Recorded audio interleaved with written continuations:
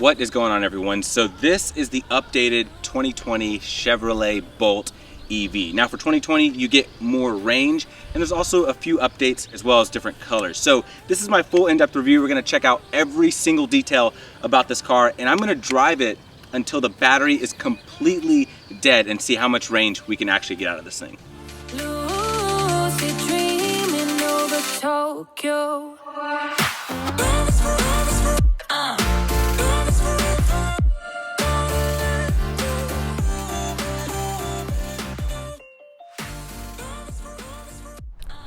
Okay, everyone, let's go ahead and check out the 2020 Chevrolet Bolt EV.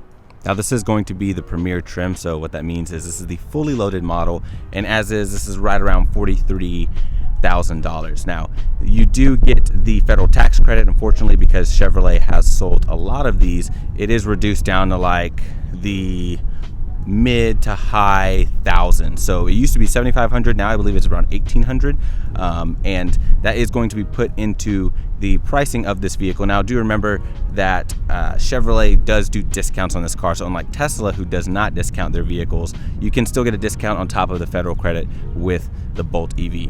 Now, this color is going to be called Slate Gray Metallic, and it's an awesome color. For 2020, you have two new colors. You have this blue color, and you're also going to have this orange color, with which both look pretty cool, but I do like the subtleness of this gray. Now, if you've never seen this generation Bolt EV, it's a quirky little car. When you look at it from the front, it really reminds me of like a real tiny Chrysler Pacifica. I don't know if you guys agree with that or not, but I definitely think that's what it looks like from the front. And it's got this little happy face to it, and this is going to be non-functional areas here because obviously it's electric. You don't need a functional grille right there, so you guys can see it's all blanked out right here. A little bit of flow is going to be able to come through here to basically cool the battery and things like that, because you still do need to keep that battery nice and cold. You can have your blinker here. Then as you come to your lights, you're going to have an LED daytime running light, which looks pretty good, and the lights themselves look pretty okay at night. I really wish they were full LEDs. I think it would just look a lot better, but either way, it's a really good and decent look for this car. I think it's pretty okay, but compared to something like a Kona EV, that does have a superior lighting appearance, and the lights on that car are super bright compared to this. Now, as you come up, you've got this really short, tiny hood. Obviously, once again, being electric, you don't need a ton of space for an engine. And then you're going to have the Bolt EV badge located here off to the side. As we come down, you have these tiny little 17-inch wheels, and these are going to be wrapped in Michelin tires, or 215/40s, going all the way around. And the wheels look pretty good from a side profile. They fit the car. They're nothing too flashy or anything like that, but I do think that they are an appropriate wheel for this vehicle. Now, coming right here is your charging port. Go ahead and open this up. And there you go. One detail I do like is how the chrome strip is going to start the mirror and go all the way around down the back of the hatch. I think that's pretty cool. Love these dominant lines right here. And then moving to the rear quarter panel, you're going to have this blacked out area located right back here. The taillights are interesting. They have this like psychedelic look to them at night. I think they look pretty cool. They fit the quirkiness of this car, and you know, it just adds a real nice detail to an otherwise pretty basic looking vehicle. Now, as you come to the back, you've got your Bolt EV badge here, and that's pretty much going to be it back here. You have no exhaust, obviously, because it's electric. So let's go ahead, hop inside, and check out the rest. Okay, so here's your key for the Chevy Bolt. Now, you're going to have, of course, your unlock, your lock, your remote start right there, your alarm, and then if you turn it around to the back, you have your little Chevy emblem back here. Now, the key is pretty decent quality. You have a physical key in here to get in and out of the vehicle if this battery dies or if the battery on the car dies. And then you have little buttons here on the door handle. You just push that, and that's going to unlock it. Push it again, that's going to lock it. Okay, let's go ahead and hop inside of the Bolt. Now, the interior is called Dark Galvanized Gray, Cool Sky Gray, and basically it's a light gray and a dark gray, but it looks pretty decent. You guys can see you got this two-tone thing going on. And now coming to the door, you got pretty cheap materials, I want to be honest with you guys. So up here, hard touch right there, hard touch right here, and you've got this interesting like pattern going here, if you guys can see that at all. So the pattern on there is very interesting. Then as you come up, you're gonna have area to rest your arm. It's just a soft rubber right there. Area to put coins, close the door, obviously window controls, mirror controls, door locks, things like that. Chrome door handle, decent cubby space right here, area to put a bottle, area to put other things, speaker for your Bose sound system. Then as we turn around, you have a very low floor right here, so you can see that little lower piece right there. So getting in is super easy. Obviously flat low floor because you got the batteries right there. You do have manual seats. I'm so surprised to see this on a fully loaded 43,000 vehicle. We have full manual seats. I think that is a huge mistake. You've got this red stitching right here, that cool sky galvanized gray right here, dark galvanized gray right there with perforations, and the perforations are going to run all along the middle of the seat right there. But what do you guys say we hop in and we'll check out the rest? Okay, let's go ahead and shut the door on the bolt. Pretty solid shut.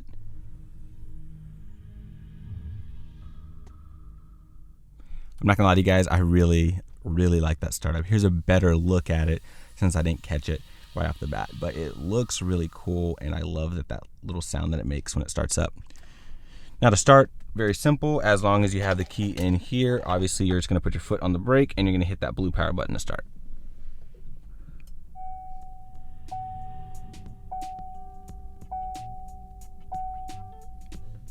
And that's gonna be it. You have this interesting little like whooshing noise that comes up that's similar to the welcome screen, and that's going to let you know that the vehicle started up, and obviously your gauge cluster is going to appear right there. So let me go ahead and adjust this really quickly. There we go. Now coming back, you're going to have a pretty decent steering wheel here. So the leather quality is great. It's actually a little bit on the thicker side, so if you like a thicker steering wheel, you are going to like this quite a bit. These buttons are going to be to control various things in the screen right here, and I'll get to that in just a second. You're gonna have voice commands here, phone commands, this aluminum accent coming right here. This is just gonna be black plastic. Scroll through your favorites right down there, if it'll focus. There we go. Then as we come up, you're going to have your cruise control settings here. You do have adaptive cruise, heated steering wheel, and then your lane keep is going to be right here. Now behind here, if you guys can see this, I may have to get you a little bit of a different view, but you're going to have a little paddle right here on the left. Now that paddle is going to be to manually activate your regenerative braking. And then on the other side, you're going to have two more paddles. So I can probably get you a better look at these. So there's the two paddles right there. And those are going to be to control your volume. So that is pretty nifty right there. And as far as your stocks, you're gonna have your wipers here, rear wiper there. Surprisingly, you don't have automatic wipers, which is kind of strange.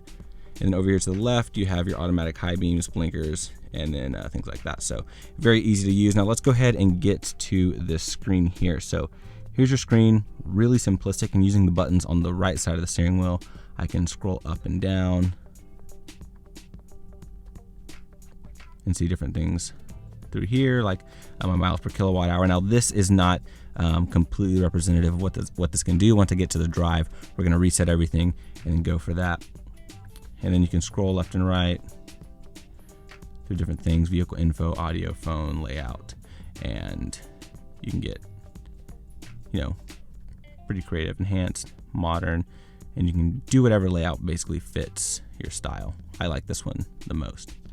And it's pretty simplistic. You got your power gauge over here, so it'll go up when you're on power, it'll go down when you're on regen. And it's cool because when you are doing regen, it tells you how many kilowatts of energy you are gaining back. So I think that is a really cool thing. I've not seen that in any other vehicle aside from Tesla, but it's really cool and it's very simple the way it shows it. Now as we come off to the side, you're going to have your lighting controls here, interior illumination, more of that like interesting texture coming here. A little bit hard to the touch. A nice window here, so it's great that you have that whenever you're driving. It really pays off, and I'll talk about that more when we take it for a drive. Hard touch up here, going all the way across. Harder touch there as well. Hard touch there. I'm surprised at how much hard touch plastic is in this vehicle. It's pretty shocking. Now, as you come here, you've got your touchscreen, and I love this touchscreen. It's a pretty good size, about 10.2 inches, and it looks pretty good. You've got Apple CarPlay, you have Android Auto on here as well. So if you have Android, you can definitely take advantage of that. And you know, it's pretty easy to use. And if I'm not in this screen, so if I hit this home button and I go to the home screen, there we go. It's kind of interesting. So to get to the rest of your apps, you're gonna hit this. Apple CarPlay, your camera, and the new thing that they did add in here is you have an updated camera. So whenever I use the shifter and throw it into reverse, you're gonna have a higher resolution camera here and here. So I do think that is an awesome improvement, very welcome improvement. I can hit this and pull up my side view, which is great. I can get a more detailed view whenever I'm backing up, and you can just get a lot more out of it whenever it's a high resolution camera. You can trust it more, and it's just easier to utilize in an everyday situation. So I think that is a great improvement. And then you are gonna have your Bose sound system, which is pretty okay. It's only 7 speakers, surprisingly, so it's not that great. You're gonna have heated seats for both outboard passengers right there. Now as you move down, you do not have dual zone climate control. You only have one zone here, and then of course all of your different areas like your legs, your feet, all that good stuff. Sport button, traction control. You're gonna have a hazard button right there. This kind of floating console design. And you've got all this open space here, an area to put things way down here. You're gonna have a 12 volt there, a little pocket to maybe put a phone. Cup holders here, so I've got my Red Bull in there. I've got the key right in there. You've got this little shifter, which kind of reminds me of like an old school like Nokia phone, which is kind of funny. You throw that in drive, you push back 1 into L, that's going to put you into 1 pedal driving, where you don't have to utilize the brake nearly as much, and it makes your regen obviously the most aggressive. Neutral all the way up, and reverse is actually all the way up and then to the left, and it'll put you into reverse. Electronic parking brake. As you come back, you have 2 USBs, an auxiliary. This is supposed to be a wireless charging area here, but my phone is not compatible because I have an older iPhone. And it's basically like a little rubber piece in there, and your phone's gonna slide in very nicely. It's very secure. So once I put that in there, it like doesn't move at all. So that's pretty neat. And then a little bit of extra area here if you wanted to put anything in there. Now your armrest is pretty soft. It's got a nice give to it. The leather quality is pretty good as well. You lift that up and you have more storage space in here. It's very narrow and it's not that deep, so I have like an extra key. So if you guys are interested in my next review, it is the Hybrid Sonata, so be sure to check that out. And then the EVgo card right here to charge. Glove box is not going to be lockable, but you have a decent amount of space in here. Once again, very open floor design. And then as you come up, you've got this frameless auto dimming mirror here, which looks pretty good. You're not gonna have a sunglass holder or anything like that. Your lights in here are not gonna be LED, unfortunately. And then you do not have a moonroof on this model. Grab handle right over there. And then you're going to have this here, but you do not get a light. So as you guys can see, there's no light anywhere. And that's pretty much gonna be it for the front. Let's go ahead and hop in the back and we'll check out the room. All right, so getting into the back of the Chevy Bolt. Now, because you do have that tall hatchback style, you've got a lot of headroom back here for a small little compact. Now, the back seat does have this plush area here that kind of dents in. And so if this person was really tall, now this is set to where I'm sitting being 6 feet tall, and I still have like 2.5, almost 3 inches of knee room here. But even if you had someone taller, you could still fit back here. And because it is so plush in the middle, you can probably gain an extra 2 inches of knee room back here. Now, feet room is great because the seats do sit really high up front. You have good room to put your feet underneath. The floor is obviously extremely flat because it's an EV. You don't have a transmission tunnel going through here, just flat batteries there on the floor. So because of that, you can easily fit a third person here, no issue. But because of the narrowness of this car, you will be a little cramped for shoulder room. You have 2 USBs right back here. You're gonna have 1 mat pocket over here on the passenger side. Now folding down this little armrest, nice sturdy armrest. It's very wide, so putting my elbow here isn't a big issue. And it seems like it would hold a cup in here very securely because they seem very deep.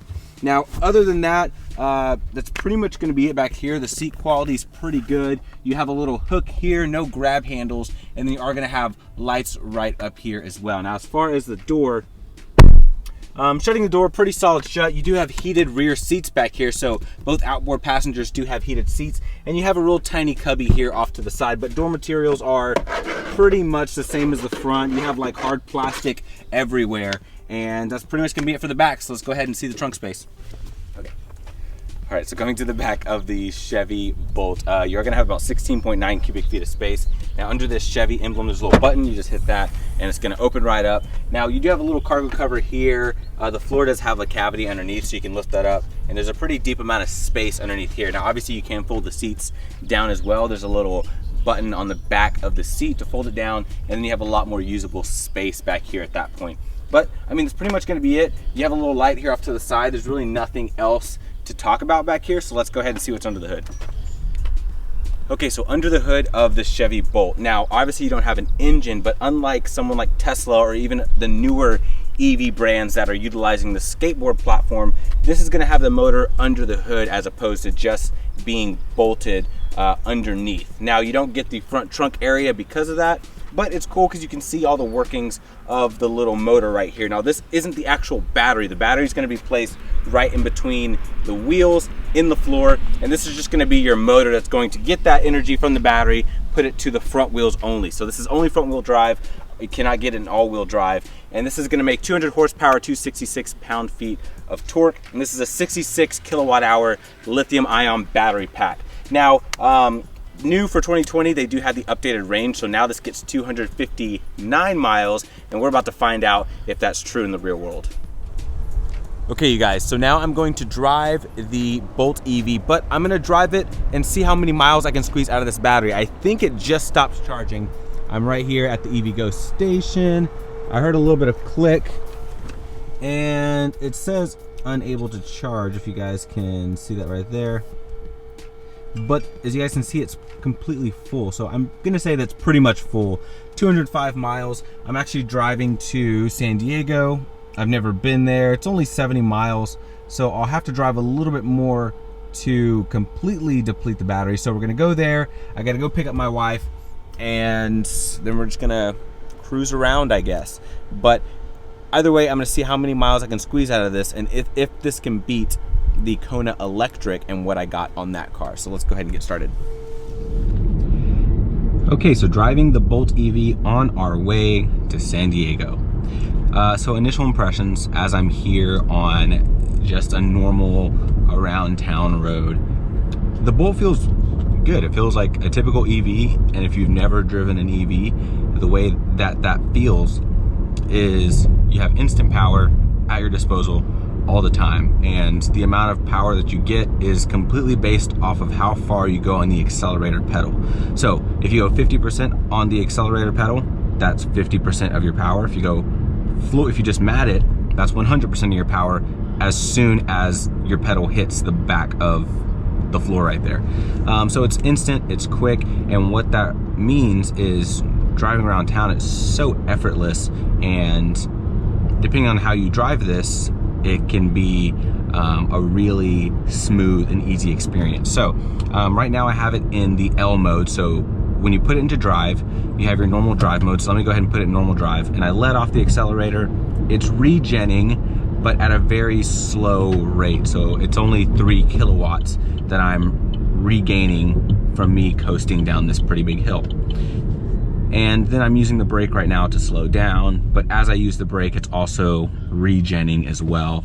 And then the further down you go in the brake, then it actually kicks into your physical brake. So what that means is your life on your brake pads will last a lot longer because you're not using the physical brake pads as much. You're using more of the regenerative braking. Now, let's go ahead and boom, pull back into L. At that point, I can one pedal drive. So this is just me lifting off the accelerator, and it's slowing down pretty well, and I can pull this paddle back here to slow me down the rest of the way, and I did not touch the brake right there. That was fully regen. So that's how powerful the regen on here can be. And it's cool because, once again, no matter what mode you're in, you can pull this left paddle, hold it, and then it'll slowly bring you to a full stop. And unlike some EVs, you'll come to a stop and you'll start rolling backwards. This will actually hold you there, and it's just a better experience. So other than that, it's also very quick. So we have normal mode, which we're in right now, and then we have sport mode. So just to show you guys real quick what sport is, because I don't want to use too much of the battery. So here's sport, and then here is me going, let's see, I'm going 40. That's all the way down. Sorry, honey. And yeah, so it moves, and that was from 40 to 54 in like no time. So there's that. But let's go ahead and go into normal mode. This doesn't have an eco mode, and this is what we're gonna drive the rest of the way in. And I'm also gonna utilize cruise control just so you guys know as well. But let's go ahead and do a time lapse, and we're gonna see how far this thing can drive.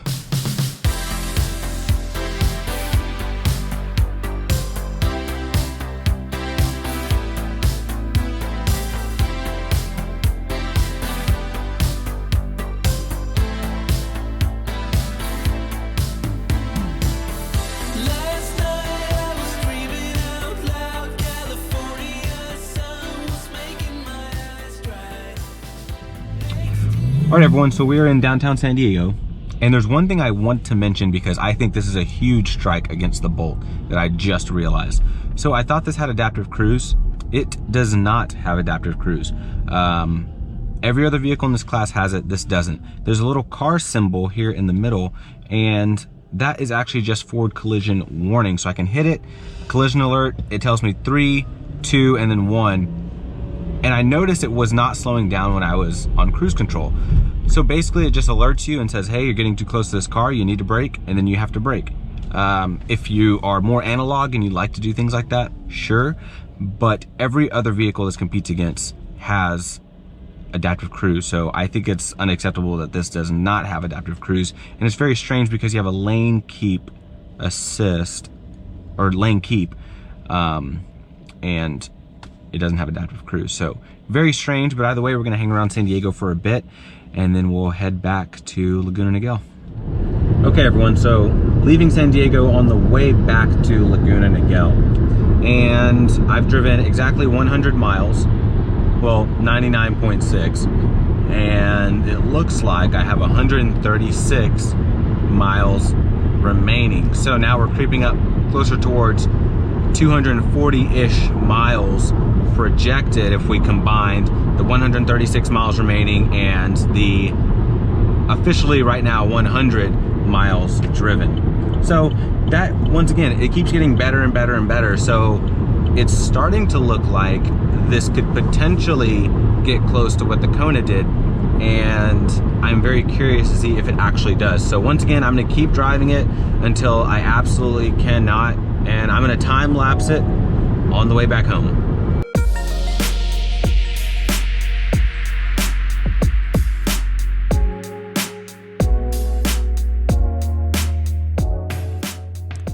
Okay, everyone, so back in Laguna Niguel from San Diego. Traveled a total of 170.9 miles. Now, obviously, we drove around a lot in San Diego. We actually stopped near La Jolla to sightsee. It was a beautiful sunset. And I got some pretty cool shots of the car next to the sunset. But either way, we're averaging 3.5 miles per kilowatt hour, and it dropped by about 10 miles. So I was looking at around 240 plus.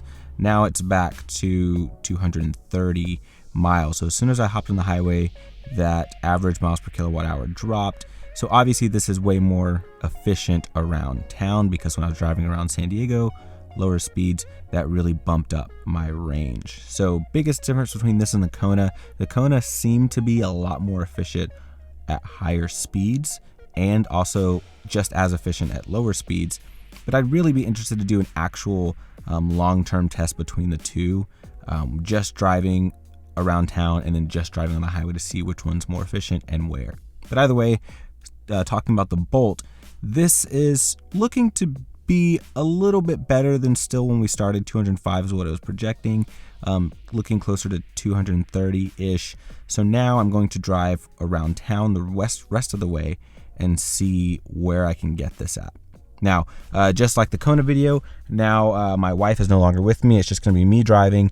It is darker, so we're going to drive around for a little bit, see how far we can get. And if I can't deplete this in about an hour, then I'm going to continue tomorrow and see what I can do. All right, everyone. So we are pretty much finished driving around for tonight. I'm gonna get home, get some rest, eat some dinner. I've traveled 194.8 miles. It says I still have 37 miles remaining. So it went up a little bit, so now we're inching a little bit closer to the 240 miles of range. So it seems like 240 miles of range is the best that I've gotten. And now driving at night, it is using a little bit more energy, I feel like, because I mean, you've got the lighting in here, it's running the lights, everything's a little bit brighter, all the little buttons here are lit up, and so obviously all of that uses more energy. But once again, I'm still driving in the L mode, which is the most aggressive regen braking, just pulling all that energy back into the battery as best I can. I haven't been getting on it super hard, except for that one time I accelerated for you guys. And yeah, I wonder if tomorrow, because it'll be lighter, it's not gonna be using all of this energy, if I can go a little bit further than that. Well, now it says 35 miles of range. So I'm gonna keep driving it tomorrow until I absolutely cannot drive it anymore. And we're gonna see what this can do. But as far as night driving is concerned, you guys can see this ambient lighting in here. It looks really good. I love this blue look. It just lights up the front dash so well. And it's very vibrant. I love it. And I wish like the Kona had something like that. I wish like the Model 3 had something like that. Model 3 doesn't even have interior ambient lighting. So I think that that's really cool. And I'm a big fan of ambient lighting. I think it looks great. Let's go ahead and shut her down for the night, and we'll get back on the road tomorrow. Okay everyone, so it is the next morning and I've got about 30-ish, 34 miles remaining. So I'm gonna drive around and I'm going to see how far that 34 miles can get me, or if it's gonna go up. So it says my max is about 44 miles. So we'll see what this can actually do. Now, important thing to note is that I will be mostly driving around 50 miles an hour or less today. So I'm going to see if driving around town will increase the range that I get, because apparently driving strictly on the highway didn't prove to be the most efficient. So let's go ahead and do that today. And yeah, so we're gonna go ahead and see what this thing can do.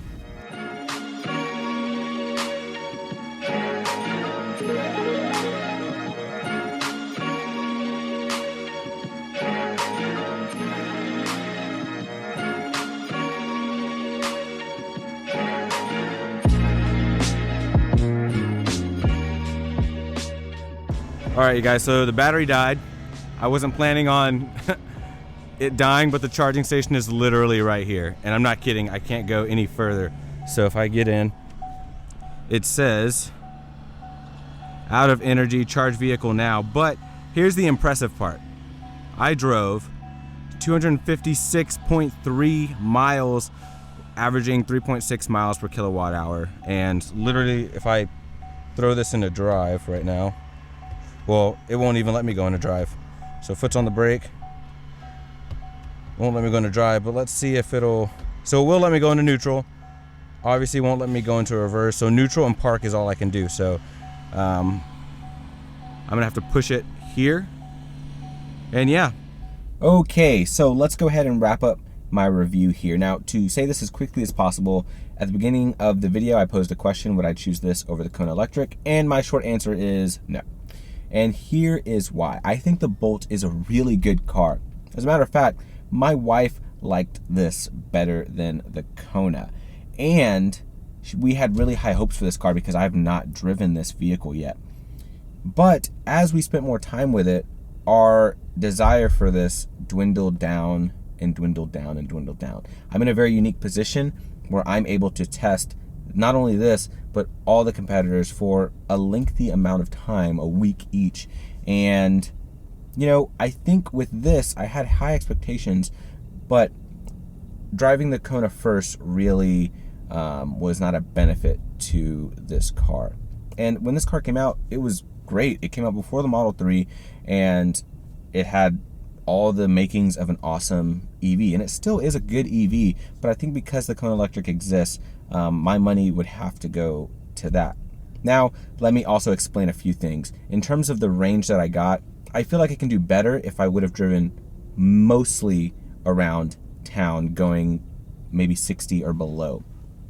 Because once I was driving around town, the range really stretched out, and I've seen forums where people claiming that they went close to 300 or maybe a little bit above in rare circumstances. I think that may be possible, but I really feel like you'd have to be driving very cautiously around town with little to almost no highway driving or anything above 60 miles an hour. That's just my guess. In that circumstance, I can see it being possible, but if you are driving on the highway, it just didn't prove to be as efficient as the Kona Electric. And if I would have strictly driven highway, I couldn't see this really getting more than 230 miles of range going the speeds I was going, which is between 65 at the slowest, 74 at the fastest. That's the same speed I kept in the Kona Electric. I also had my wife with me as well in the Kona Electric, and I had my dog with me as well in the Kona Electric. So I actually had one less being in here.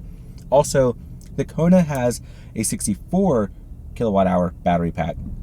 This has a 66 kilowatt hour battery pack, and this is also about 280 pounds lighter. So this should be a lot better than the Kona, but it is starting to look more like the Kona just has a very efficient packaging. I don't know what Hyundai did, but it worked.